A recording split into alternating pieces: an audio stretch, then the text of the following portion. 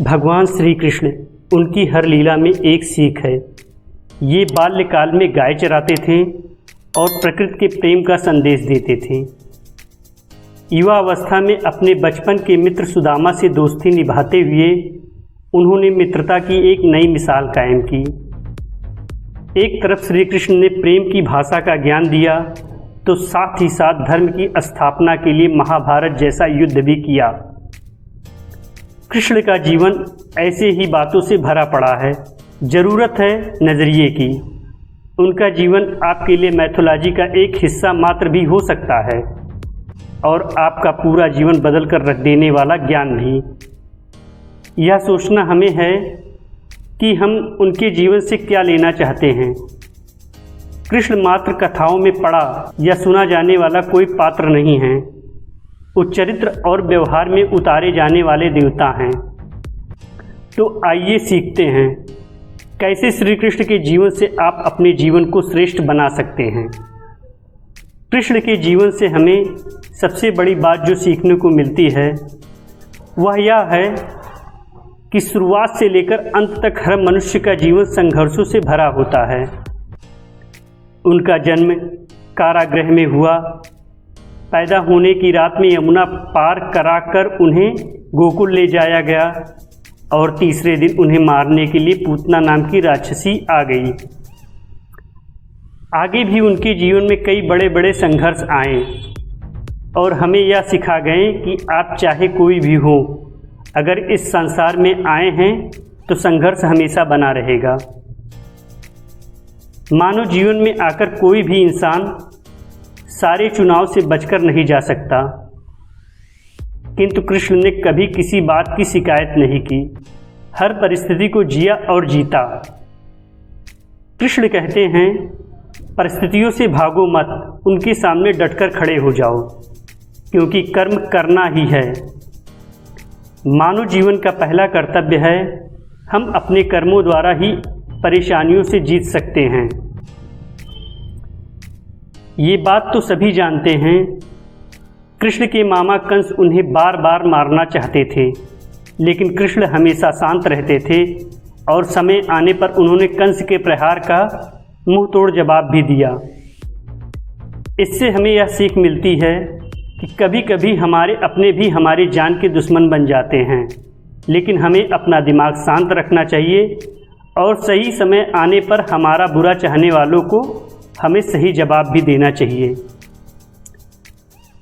किसी के साथ हमेशा श्री कृष्ण साधारण जीवन जीते थे।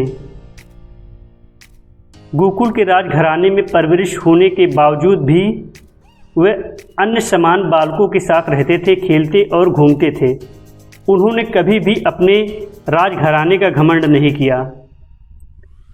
इस बात से हमें यह सीख मिलती है कि चाहे आपके पास कितनी ही धन संपत्ति हो, आप कितने ही अमीर क्यों ना हो, लेकिन आपको हमेशा ज़मीन से जुड़ा हुआ रहना चाहिए।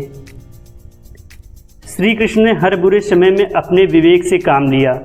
उन्होंने हर विपरीत परिस्थिति का डटकर मुकाबला किया और हम सबको कभी भी हार ना मानने का संदेश दिया। उनके जीवन से हम यह सीख सकते हैं कि हमेशा आखिर तक प्रयास करते रहना चाहिए, भले ही परिणाम हमारे पक्ष में हो या ना हो। कृष्ण और सुदामा की दोस्ती के बारे में कौन नहीं जानता। हो सकता है कि आज के ज़माने में दोस्ती का अर्थ केवल अपना मतलब निकालना रह गया है। कोई किसी का बुरा वक्त में साथ नहीं देता, लेकिन कृष्ण हमें सिखाते हैं कि जिस तरह उन्होंने अपने मित्र सुदामा का और अर्जुन का हमेशा साथ दिया, आपको भी अपने दोस्तों का हमेशा बुरे वक्त में साथ जरूर देना चाहिए। श्री कृष्ण के जीवन से हमें एक बड़ी सीख मिलती है कि पालने वाला भी जन्म देने वाले के बराबर दर्जा रखता है। हालांकि श्री कृष्ण को देवकी ने जन्म दिया था, लेकिन उनका पालन पोषण यशोदा और राजा नंद ने गोकुल में किया था। यह जानते हुए भी कि श्री कृष्ण के असली माता पिता उनसे दूर हैं, श्री कृष्ण ने भी यशोदा और नंद जी को हमेशा दिल से प्रेम किया। उनके आदर सम्मान में कभी कोई कसर नहीं छोड़ी। हालांकि वो गोकुल में एक ग्वाले की तरह अपना बचपन बिताते थे। गाय चराने के साथ साथ पशु पक्षियों से भी उनका गहरा लगाव था।